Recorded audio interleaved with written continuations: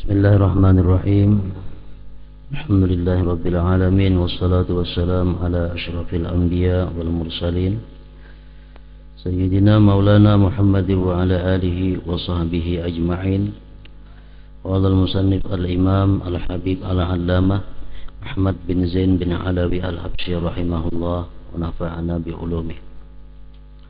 Wa bil hadits anhu sallallahu alaihi wasallam annahu yabla minal insan kullu syai' illa 'azman wahida wa huwa 'ajbuz dzam wa minhu yurakkabul khalqu wa huwa a'ni 'ajbaz dzambi azmun saghirun nahwal khardalah fi akhir faqri sulubi yanbutu minhul insan bi qudratillah min haitsu yanbutu zar'u ba'da ma tumtaru 'alaihim matarun ghazir tusbihul maniyya yuqalu lima'iha al-hayawan yartafi'u fawqahum isna asyara dhira'a wa asluhu min tahtil arash wa bisababihi yambutuna bi amrillahi lahum summa yunfakhu fihim arwahuhum bi amrillahi ta'ala ila akhir.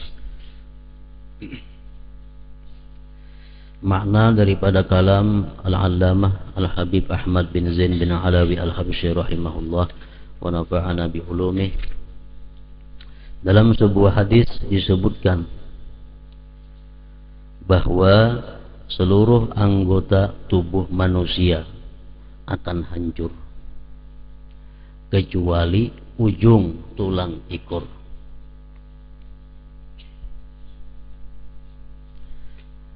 Artinya manusia yang di dalam kubur,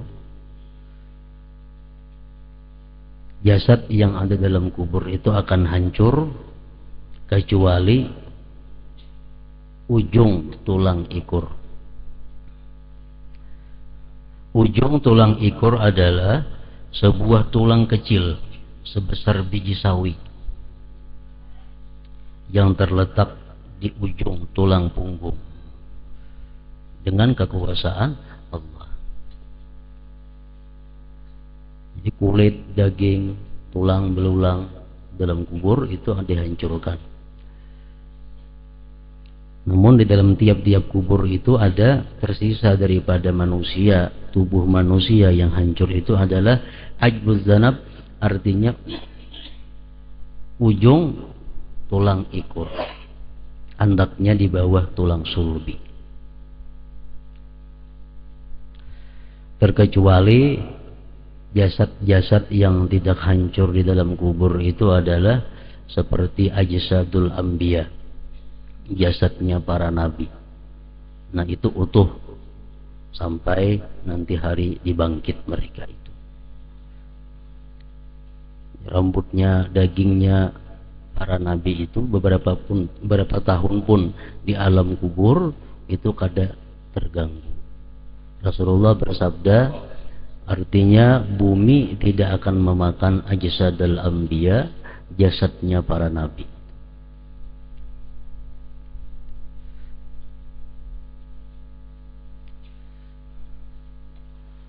Dan lagi yang tidak dimakan bumi adalah ajsadus syuhada, jasad orang-orang yang mati syahid fi sabilillah.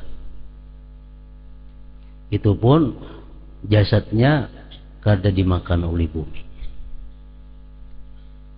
Banyak kejadian-kejadian yang dikisahkan di dalam kitab-kitab sejarah tarikh tentang keutuhan jasadnya para syuhada itu.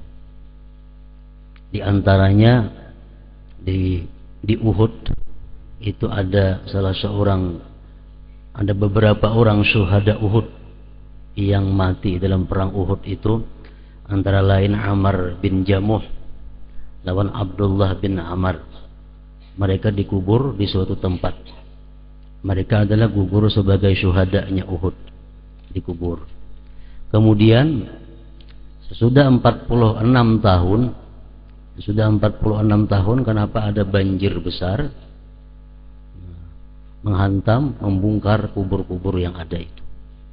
Ternyata jasadnya Ammar bin Jamuh dan Abdullah bin Ammar ini masih utuh beserta baju-bajunya, beserta darah-darah yang ada waktu mereka syahid fisabilillah itu. Padahal sudah 46 tahun. Demikian pula yang terjadi di kota Madinah. Waktu itu dinding kubur Rasulullah itu rabah, terbongkar. Nah, kemudian ada kelihatan batis masih utuh. Lalu sahabat ini ribut batis, barangkali itu batis Rasulullah. Ini sudah masa berpuluh-puluh tahun sudah wafatnya Rasulullah. Barangkali itu batisnya Rasulullah. Lalu ada salah seorang yang bernama Salim bin Abdullah bin Umar berkata, itu lain batisnya Rasulullah, itu batis kaiku Umar bin Khattab. Aku pinanu itu batis kaiku. Nah, padahal sudah berpuluh-puluh tahun Umar bin Khattab ini dikubur di situ. Ini membuktikan kebenaran hadis Rasulullah bahwa tanah kada akan makan, kada akan menyentuh akan jasadnya para anbiya, dan kada akan memakan jasadnya para syuhada, orang-orang yang gugur sebagai syahid fisabilillah. Kemudian lagi ada hadis yang mengatakan orang-orang yang hidupnya sebagai muazzin, hidupnya dihabiskannya menjadi tukang azan di masjid atau langgar, dan azannya itu muhtasib, artinya kada berupah. Dengan sukarela ini menjadi muazzin di suatu langgar atau masjid tanpa diupah. Bertahun-tahun dia jadi muazzin sampai akhirnya meninggal dunia.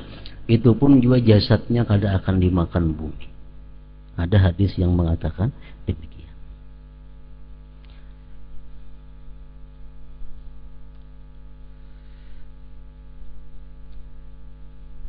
Dengan kekuasaan Allah tadi, setelah disiram dengan air hujan yang sangat lebat menyerupai air mani yang membanjiri bumi hingga kedalaman 12 hasta. Dengan air hujan itulah ujung tulang punggung tadi menjadi hidup, menjadi berkembang, menjadi manusia seperti asalnya dahulu kala.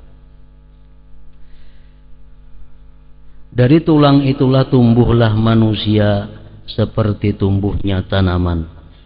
Air hujan ini berasal dari bawah arasy dan dinamakan sebagai air kehidupan. Lalu Allah memerintahkan agar ditiupkan roh ke jasad mereka. Jadi artinya ini sebelum sanggakala yang kedua. Kan sanggakala yang pertama, tiupan Israfil pertama itu menghabiskan, mematikan seluruh makhluk. Kecuali ada beberapa orang yang kada dimatikan oleh Allah. Namun makhluk manusia, binatang semuaan sudah habis. 40 tahun sesudah itu, lalu sanggakala kedua ditiup oleh Israfil, akhirnya manusia bangkit dari kuburnya. Nah, ini terjadi sesudah hujan lebat yang kedalamannya 12 hasta.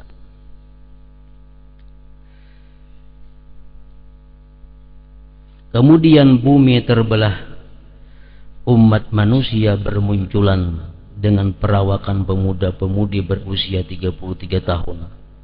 Dan yang pertama muncul adalah Nabi Muhammad sallallahu alaihi wasallam. Setelah itu, sebagaimana digambarkan oleh wahyu Allah berikut, muhti'ina ila da'i yaqulul kafiruna hadza yaumun asir. Mereka datang dengan cepat kepada penyeru itu. Orang-orang kafir berkata, ini adalah hari yang berat. Hari berbangkit adalah merupakan hari yang berat bagi orang-orang kafir. Waja'at kullu nafsin ma'aha sa'iqun wa syahid. Dan datanglah tiap-tiap diri, tiap-tiap orang ditemani seorang malaikat penggiring dan saksi, yaitu malaikat pencatat amal. Kemudian para malaikat menggiring mereka ke padang mahsyar, bumi yang penuh berkah dan sunyi. Mereka juga digiring oleh api yang keluar dari sebuah jurang di Adan atau Barhud yang terletak di pinggiran Hadramaut. Sebagaimana telah disebutkan di atas, api itu berkobar di belakang mereka. Kemudian manusia, jin, syaitan, dan hewan berkumpul menjadi satu di mahsyar yang agung. Para malaikat mengelilingi mereka saf demi saf. Matahari turun mendekat sehingga mereka kesusahan dan merasa sangat kehausan, kepanasan, dan tertekan jiwanya. Keringat mereka bercucuran membanjiri bumi hingga kedalaman 60 hasta.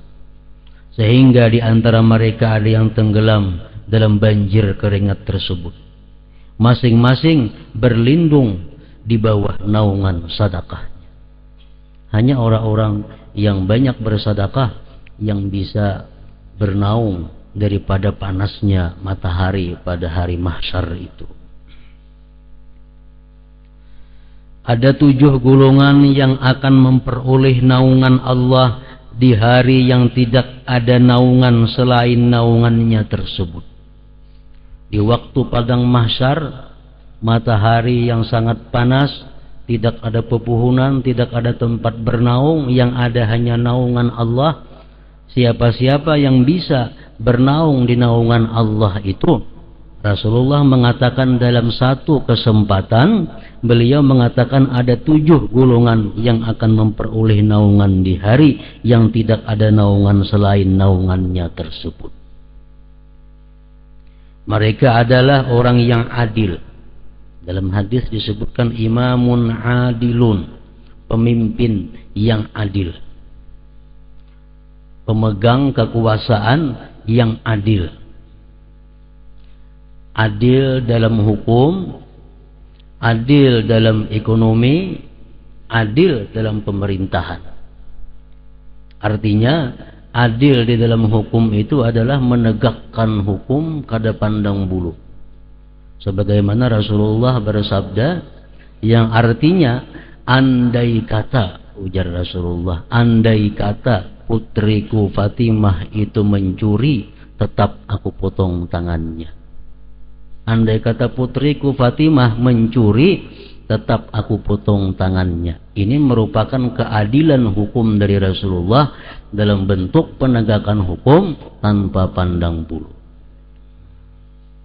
Pemimpin yang adil, adil di dalam hukum. Yang kedua, adil di dalam ekonomi, dalam membagi kekayaan negara, membagi harta-harta milik negara. Imam yang adil ini adalah memberikan kekayaan negara itu kepada semua rakyat yang berhak dengan kekayaan itu, tanpa mengutamakan pribadi, tanpa mengutamakan keluarga, mengutamakan golongan dan partainya. Semua rakyatnya itu sama hak dalam menikmati harta kekayaan yang dikelola oleh negara. Nah, ini imam yang adil. Adil dalam hukum, adil dalam ekonomi. Ada istilah, oh ini keluarga didahulukan mendapat proyek ini keluargaku didahulukan dalam hal mendapat ini, itu kada adil ngarannya. Imam yang adil itu membagi peluang sama kepada seluruh rakyatnya. Adil dalam pemerintahan apa artinya? Adalah memberikan kesempatan kepada semua rakyat untuk duduk menjadi pejabat-pejabat negara. Baik itu keluarganya, baik itu orang lain, baik itu lawan politiknya, selama dalam rakyatnya, selama dalam pemerintahan negaranya, memberi peluang yang sama kepada mereka. Nah, ini imam yang adil. Imam yang adil macam inilah yang di padang mahsyar kaina kada kapanasan. Kenapa? Dinaungi oleh naungan Allah Subhanahu wa ta'ala.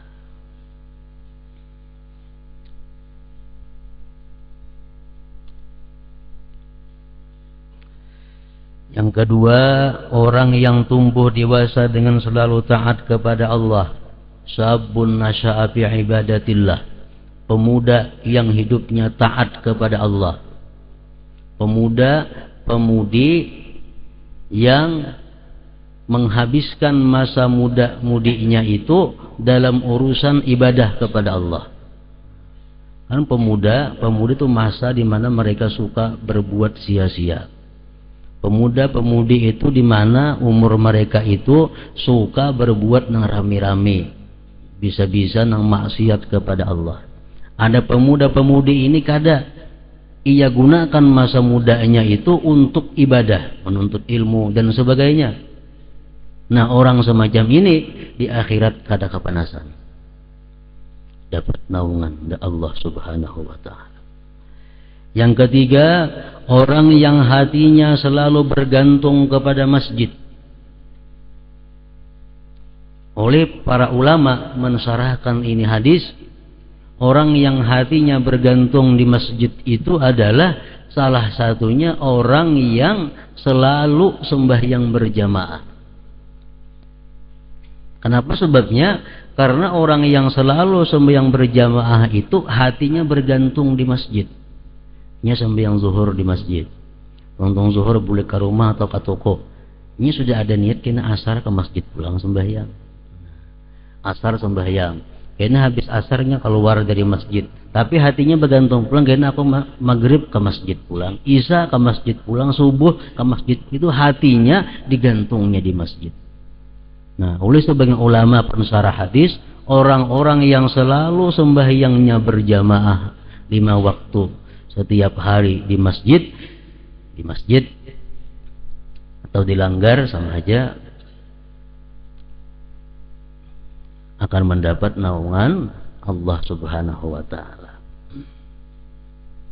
Yang keempat, orang yang menjauhi segala yang haram karena takut kepada Allah meskipun sebenarnya ia mampu bermaksiat. Peluang untuk maksiat itu ada. Orang kadang tahunya. Tapi ia takut lawan Allah, dia tinggalkan maksiat. Nah, orang seperti ini pun dapat juga naungan Allah pada hari kiamat. Dan orang yang merahasiakan sedekah karena Allah, ini rahasiakan sedekahnya, sedekatus sir. Sedekah ini memang ada yang abdal dinampakkan, ada juga yang abdal disembunyikan. Nah, kalau kita memakai itu hadis, hendaknya kedua-duanya kita gawi. Ada sedekah itu kadang-kadang kita nampakkan, tapi ada juga kita berisi sedekah yang kita sembunyikan. Supaya apa? Supaya fadilat kedua-duanya itu dapat. Kita sedekah, kita nampakkan sedekah kita, kita umumkan bahwa kita memberikan ini, menyumbang ini sekian juta. Kita umumkan. Bukan karena minta tangguh, riya kada. Kita nampakkan. Dengan tujuan apa? Agar orang lain tergerak mengikuti kita. Agar orang lain terbuka hatinya mencontoh kita. Nah, kita bersedekah, orang lain umpat bersedekah, kita pun dapat bagian pahala. Nah, ini sedekah yang terbuka. Cuma risikonya ada, bisa kemasukan riya. Bila kurang-kurang iman, kurang-kurang baik hatinya, ini masuk riya. Sedangkan ibadah rahasia, itu pun ada juga gunanya. Ada juga manfaatnya. Nah, terutama tadi akan mendapat naungan Allah pada hari mahsyar yang tidak ada naungan. Dan orang yang mencucurkan air mata ketika sedang sendirian berzikir kepada Allah di tempat khalwat, di kamarnya atau di rumahnya, orang sedang guringan semuaan, orang kadang bangunnya atau orang kada tahunya, inya berzikir sambil mengeluarkan air mata. Kenapa berzikir menangis? Berzikir itu mau tangis, kenapa sebabnya? Bisa menyebabkan inya menangis berzikir itu adalah karena kegembiraan hatinya. Karena kegembiraan hatinya dapat berzikir yang berarti berhadapan bersama-sama dengan Allah Subhanahu wa ta'ala, lalu dia tertangis. Ada orang yang berzikir kepada Allah, lalu dia ingat dosa-dosa yang dilakukannya dahulu kala, lalu ia tertangis. Nah, asalkan itu di tempat saurangan, itu akan dapat naungan Allah pada hari mahsyar. Di tengah orang banyak, ada hitungan. Menangis itu tangisan yang kita air mata yang keluar di tengah majelis itu nol, ada hasilnya. Apa lebih gana pahalanya daripada nang kada menangis kada. Nang ada nilai itu air mata yang keluar di waktu kita sendiri. Di waktu sendiri. Itu ada naungan di padang mahsyar nanti, naungan Allah yang memberikan dia perlindungan daripada panasnya matahari waktu itu. Dan Rasulullah sallallahu alaihi wasallam bersabda, "Man anzara mu'siran aw wada'alahu, azallahu Allah fi zilli arsyih." Barang siapa menunda tagihan hutangnya atau membebaskan hutangnya dari orang yang sedang dalam kesulitan, maka Allah akan menempatkannya di bawah naungan arasnya juga. Ini dalam kesempatan tadi Rasulullah menyebutkan 7 yang dapat naungan. Tapi dalam kesempatan lain beliau ada lagi menambah orang yang menunda menagih hutang atau memberiakannya, itu pun dapat naungan. Tengah 10 sampai hutang ditangih, tengah 10 hutang sampai ujaran berhutang kada kau bayar ini alasannya ya kada apa-apa, ditunda apabila kena jam kau bayar. Menunda itu benar aja, apalagi memberiakan, dapat naungan.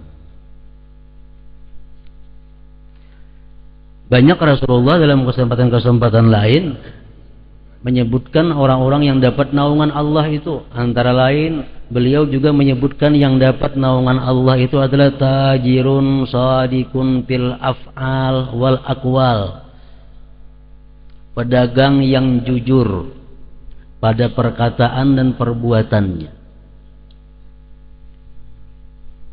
Pedagang yang jujur baik kata-katanya waktu jual beli itu atau tingkah lakunya jujur, itu pun dapat naungan Allah. Dalam syarah hadis disebutkan adalah termasuk dalam kejujuran itu orang yang tidak memuji barang dagangannya. Artinya menjual barang itu apa adanya, kada usah disambet ini baik nah barangnya bagusnya nanti warnanya, itu memuji-muji barang seorang, karena itu kada jujur lagi sudah. Agama mengatakan pedagang yang jujur itu pedagang nang kada berdusta, pedagang nang kada menyembunyikan aibnya, pedagang nang kada memuji-muja barangnya. Kalau kita kau berdagang dengan jujur menurut agama kayak macam tadi, di akhirat dapat naungan Allah Subhanahu wa taala.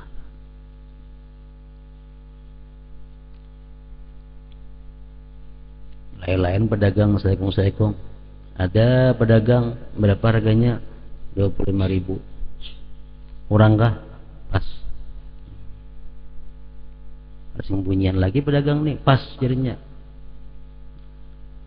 Nah nukar, nah kada 25.000 pas. Jual, tukar. Nah ini pedagang yang baik.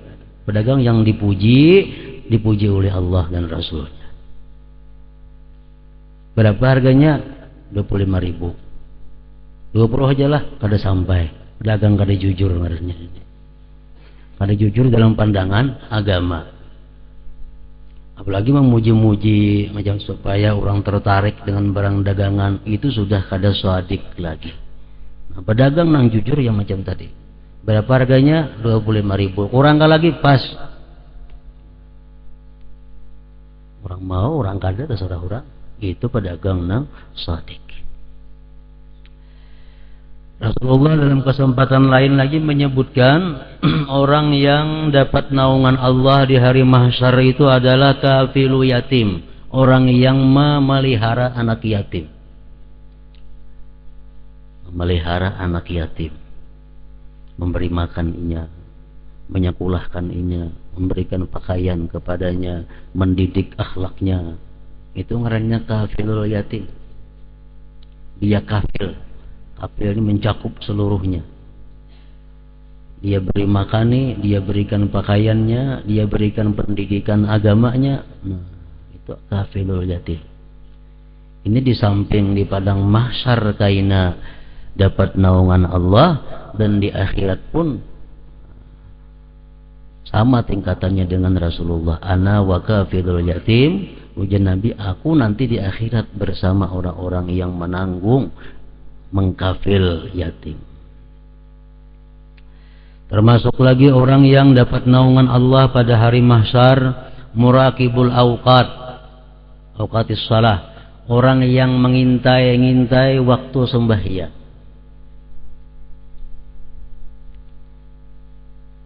Orang ini gawiannya mengintai waktu sembahyang. Kayaknya bila sampai waktu sembahyang, diberitahukannya azan kah ini misalnya. Azan atau kada azan, kada jadi masalah. Yang penting gawiannya ini adalah mengintai waktu sembahyang, lalu memberitahu kepada orang waktu sudah masuk. Ini termasuk juga dapat naungan Allah. Termasuk juga dalam naungan Allah pada hari mahsyar itu, aimun sagalathu aitamuhu anin nikah, janda, perempuan janda yang enggan kawin, kada mau dilamar orang karena alasan memelihara anak yatim. Perempuan yang ditinggal mati lakinya, ada berisian anak yatim, ada orang melamar lawaninya, ini kada hendak. Kenapa anak belaki?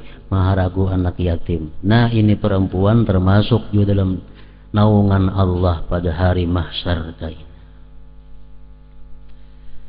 Rasulullah menyebutkan lagi orang yang dapat naungan Allah itu adalah talibul ilim, orang yang penuntut ilmu. Penuntut ilmu baik mengajar, baik belajar, baik mendengar.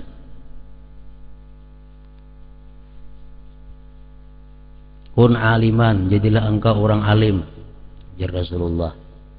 Mengkadakawa au muta'alliman, orang yang belajar. Bekitab ini belajar ngarannya. Kada bekitab au mustami'an, mendengar barang aja atau mendengar aja. Fala takun rabi'a, jangan jadi orang keempat. Mengajar kada, belajar kada, mendengar kada. Itu nomor 4, patahlik, maka engkau binasa. Orang yang hidupnya menuntut ilmu, di padang mahsyar dapat naungan dari naungan Allah Subhanahu wa ta'ala.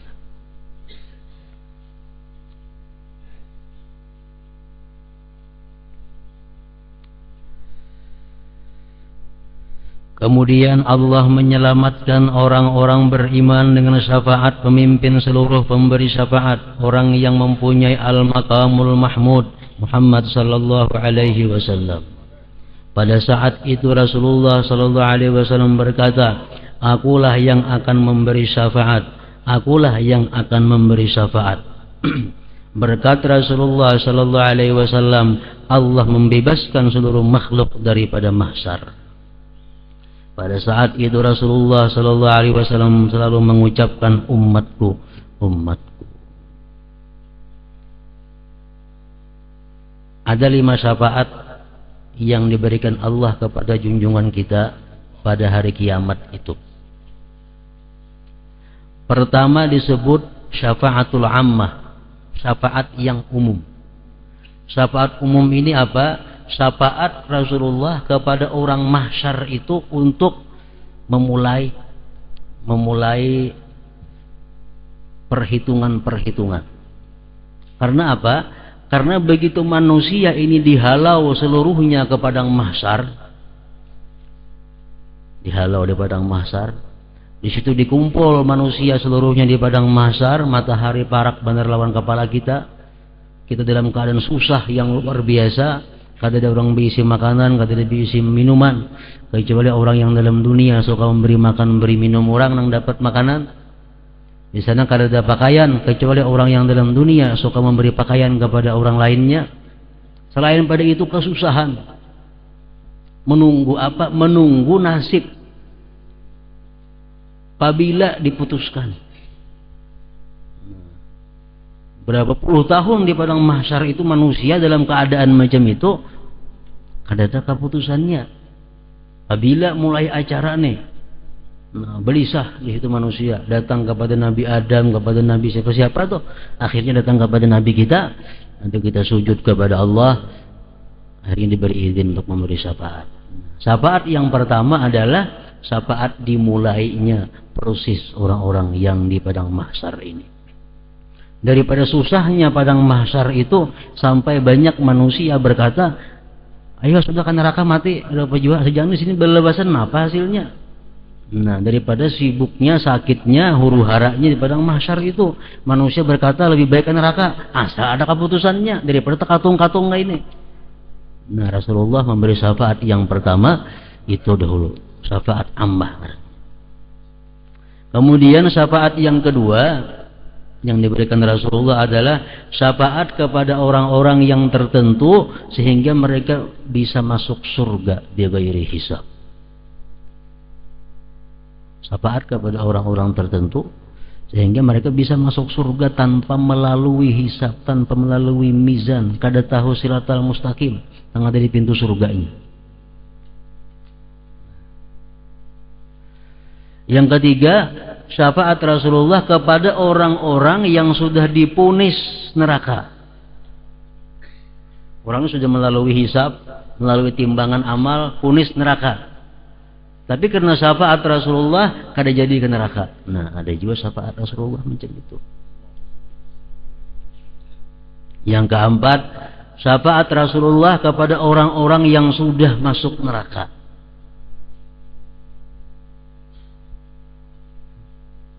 Rasulullah dapat izin dari Allah untuk mengambil orang-orang yang dalam neraka itu dibawa keluar masuk ke surga. Syafaat Rasulullah yang kelima adalah meninggikan derajat orang-orang yang di dalam surga.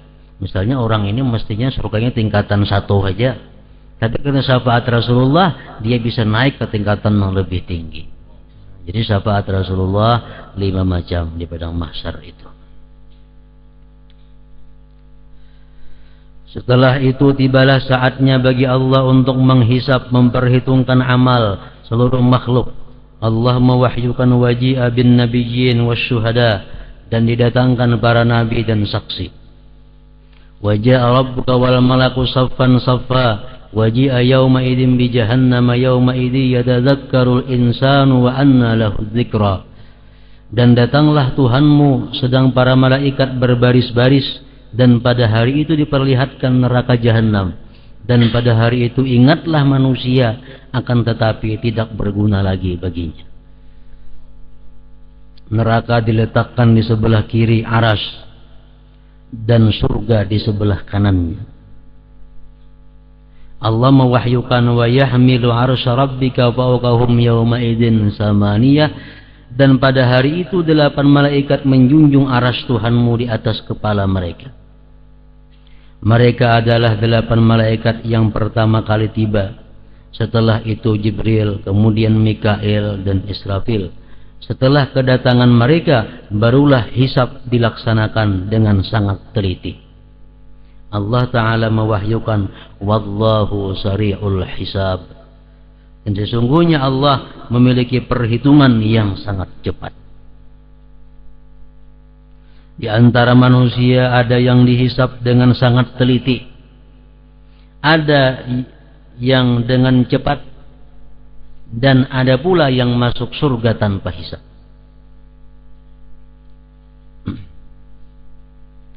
Rasulullah Sallallahu Alaihi Wasallam menjelaskan dalam beberapa kesempatan, beliau bersabda bahwa orang-orang yang masuk surga tanpa hisab itu antara lain adalah al-mutawakkilin, orang-orang yang tawakal kepada Allah Subhanahu wa ta'ala.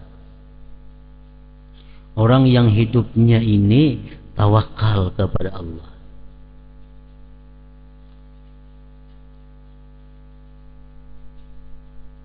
Dan itu tawakal memerlukan penjelasan yang luas macam apa tawakalnya. Yang kedua, Rasulullah mengatakan dalam satu hadis, orang yang mati dalam keadaan menuntut ilmu. Orang yang mati dalam keadaan menuntut ilmu masuk surga bighairi hisab, tanpa ada hisab, tanpa ada dihitung-hitung, tanpa ada pertanyaan-pertanyaan, langsung.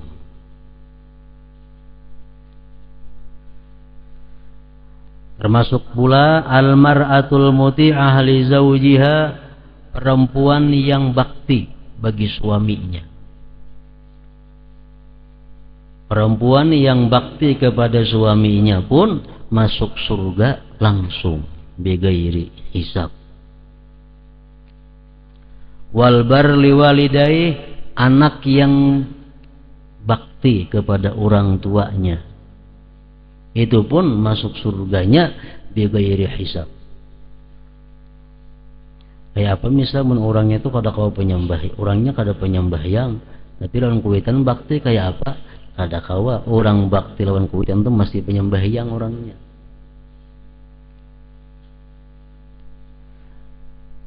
Inya bakti lawan kuitan, cuma orangnya itu makan riba kayak apa? Kada kawa orang yang bakti lawan kuitan kada akan makan riba. Bakti kepada orang tua, bakti kepada suami, artinya adalah mengutamakan kepentingan, mengutamakan kenyamanan laki daripada kenyamanan seorang, mengutamakan kenyamanan kepentingan orang tua daripada kenyamanan kepentingan seorang. Itu ngarannya adalah bakti. Yang penting kuitan nyaman, seorang nomor 2. Nang utama laki nyaman, seorang kayak apakah? Itu bakti. Malih itu. Makanya masuk surga langsung tanpa dihisap lagi.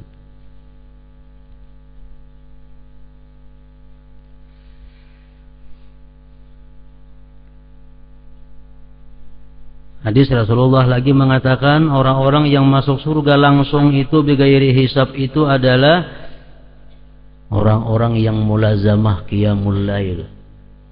Orang-orang yang selalu bangun tengah malam beribadah kepada Allah. Ini pun masuk surganya langsung bighairi hisab. Sama kalau halnya ada pertanyaan, kayak apa orangnya itu makan riba tapi ini qiyamul lail, kada kawa. Orang yang makan riba dijamin kada kawa rutin bangun malam. Kayak apa yang bangun malam tapi orang itu mau pendusta, orang pendusta kada akan bisa bangun tengah malam terus menerus, paling balang kambingan. Itu Rasulullah sudah menjelaskan dalam satu hadis bahwa orang yang rutin mulazamah bangun malam itu kada terhimpun dengan yang jahat. Antara dua, bila kada manang baiknya, manang jahatnya. Misalnya orang ini penjudi, inya beribadah malam. Antara dua kayaknya, bila kada judinya nang ampih, bangun malamnya nang ampih. Mau gabung dua kada mau. Orang gawiannya mencuntan mencuri, bangun malam beribadah, kada kawa gabung lawas dua itu ada nang kalah. Bilanya bangun malamnya manang, inya ampih jadi pencuri. Bangun malamnya kalah, bebangat pencurinya. Kada mau tahimpun antara qiyamul lail dengan kejahatan.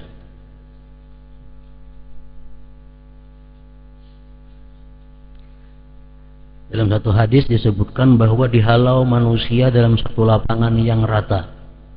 Kemudian dipanggil di situ, hendaklah bangkit orang-orang yang selalu beribadah di malam hari, di tengah malam. Maka bangkitlah sedikit orang. Di padang mahsyar kan miliaran manusianya. Jadi ibaratnya 100 juta masih sedikit ngarannya. Karena dibanding berpemiliar penduduk mulai zaman Adam sampai kiamat kan kumpul di padang mahsyar. Siapa yang selalu bangun tengah malam berdiri dan masuk surga langsung bighairi hisab, tanpa hisab. Jadi qiyamul lail ini nang rutin nang dimaksud itu. Lain nang seminggu sekali, lain. 6 Jumat hanya tahajud, itu lain. Pulang itu makruh. menentukan malam Jumat sembahyang tahajud malam Jumat tahajud, malam lain kada, itu dibenci oleh Allah Subhanahu wa taala. Nah, kalau sudah kita rutin bangun malam, kalau kita sakit, kalau kita kada bangun malam karena sakit, tetap kita dicatat sebagai orang yang bangun malam. Kenapa? Karena Tuhan tahu andai kata ingin sihat, ini pasti bangun malam. Berhubungnya garing lalu kada. Nah. Saya sudah tuha, uzur sudah. Sudah tuha kada kau lagi bangun tengah malam, sudah kada kau lagi. Tapi waktu mudanya ingin selalu rutin bangun malam. Nah, jadi walaupun ingin tuha, tetap dicatat tiap malamnya sebagai orang yang qiyamul lail. Kalau kita balang kambingan, kada dicatat. Karena Tuhan tahu, itu kan lagi sigar nih balang kambingan garing pulang maginya kada. Nah, kalau orang yang lagi sigar selalu bangun malam, inya garing, tetap dicatat oleh Allah sebagai pahala qiyamul lail. Masuk surga bighairi hisab. Rasulullah menyatakan lagi orang-orang yang masuk surga bighairi hisab itu adalah alladzina la tulhihim tijarah an dzikrillah. Orang-orang yang tidak dilalaikan oleh usahanya untuk mengingat Allah. Ini berusaha, tapi usahanya itu kadang mengganggu dia, kadang menghalangi dia zikrullah.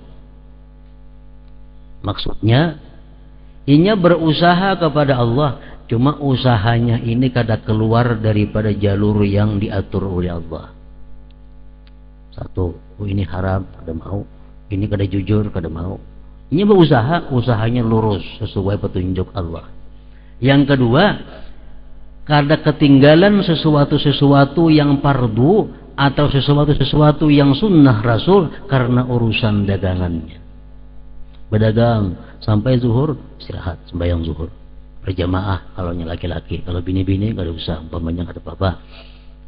Buka lagi sampai zuhur, asar, orang azan tutup. Bayang asar berjamaah. Nah macam itu aja, dagangannya lurus, lawan zikrullahnya kada lalai, ini orang pun masuk surga jua bighairi hisab, tanpa hisab. Dan ada pula yang masuk surga tanpa hisab. Ada juga orang yang dihisab cuma ringan hisabnya, kada berat. Allah menghisab cuma hisab itu hisab formalitas. Siapa mereka itu? Adalah orang-orang yang semasa hidupnya itu sudah menghisap dirinya. Dia sebelum mati sudah menghisap dirinya. Sayyidina Umar mengatakan, hasibu anfusakum qabla an tuhasabu wa innama yakhifful hisab ala man hasaba nafsahu fid dunya. Hitunglah diri kamu sebelum dihitung. Hanya saja inting itu hitungan atas orang yang menghitung dirinya di dalam dunia. Kemarian menghitung nang digawi hari ini, malam menghitung nang digawi siang. Di akhirat kada berat lagi, kada susah lagi.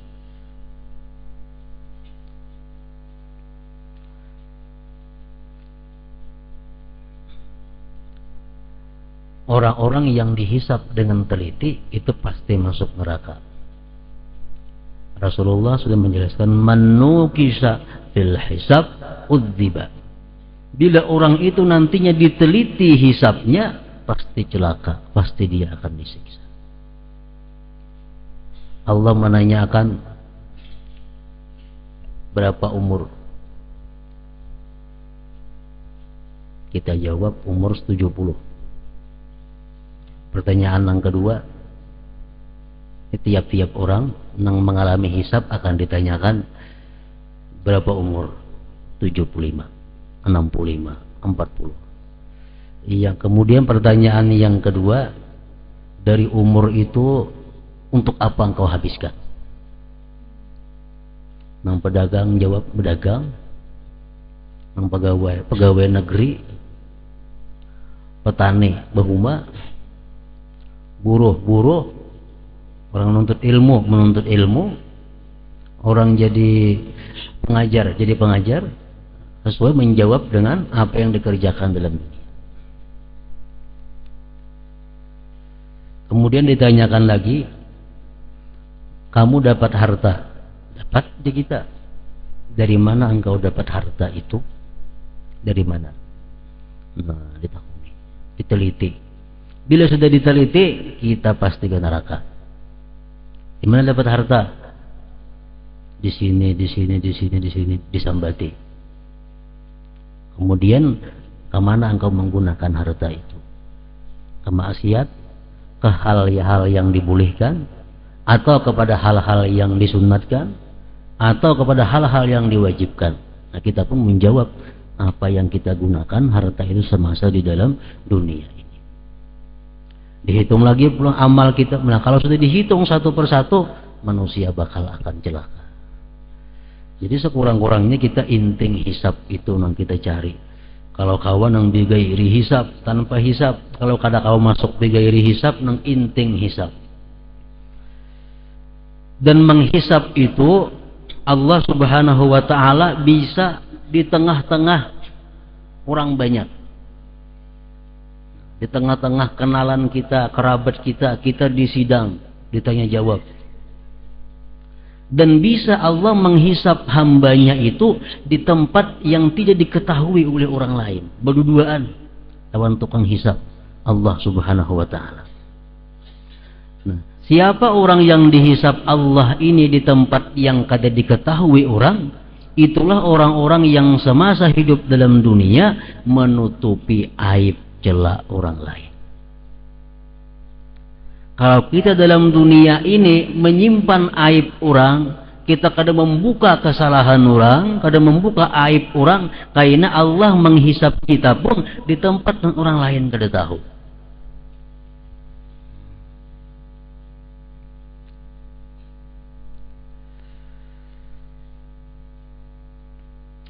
Hari itu adalah yauma tabyaddu wujuh wa taswaddu wujuh, hari di mana muka menjadi putih berseri dan ada pula yang menjadi hitam gelap.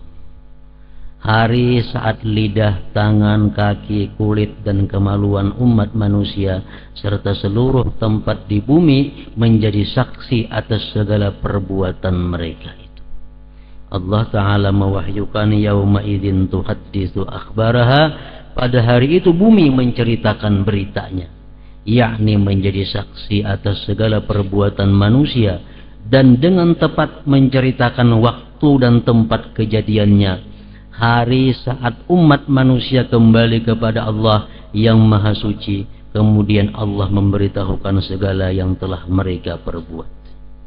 Walau tara idil mujrimuna nakisu ru'usihim 'inda rabbihim, dan sekiranya kamu melihat ketika orang-orang berdosa itu menundukkan kepalanya di hadapan Tuhan. Pada saat itu Allah akan bertanya kepada para rasul dan umatnya sebagaimana wahyu Allah Ta'ala, fala nas'alanna alladhina ursila ilaihim wa la nas'alanna al-mursalin wa la naqussanna alaihim bi'ilmi wa ma kunna ghaibin wal waznu yawma izinil haq. Maka sesungguhnya kami akan menanyai umat-umat yang telah diutus rasul-rasul kepada mereka, dan kami akan menanyai para rasul, dan sesungguhnya akan kami kabarkan kepada mereka segala yang telah mereka perbuat, sedang kami mengetahui keadaan mereka dan kami sekali-kali tidak jauh dari mereka. Timbangan hari itu adalah kebenaran, keadilan. Oleh karena hal-hal ini telah disebutkan oleh Said Abdullah bin Halabi al-Haddad dalam bait di atas yang berbunyi wal wazni wal jisril mahulil asna, timbangan dan jembatan yang menakutkan dan mengerikan. Wa nada'ul mawazin.